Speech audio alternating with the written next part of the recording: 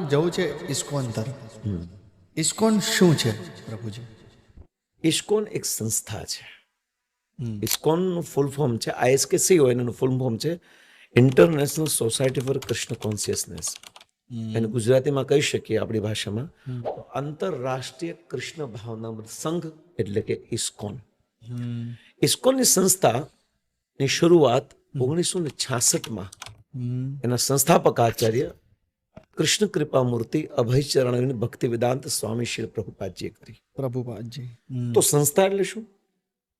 સંસ્થા એટલે કે એક એવી વસ્તુ જે આપણા મૂળ સ્થાન સુધી પહોંચાડે, મૂળ સ્થાન સુધી, મૂળ જગ્યાએ પહોંચાડે. જેવી રીતે મારે અહીંથી બોમ્બે જવું છે તો મારે અહીંથી મુંબઈ જવું છે તો મારે ટ્રેનમાં જવું છે તો ટ્રેન એક એવી વસ્તુ થઈ જે આપણે આપણા મૂળ સ્થાને પહોંચાડે છે.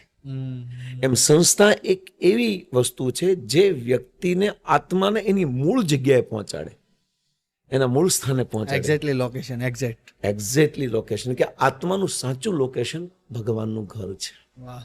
અને એના સુધી પહોંચાડવાની જે રોડમેપ આપે છે એ સંસ્થા છે.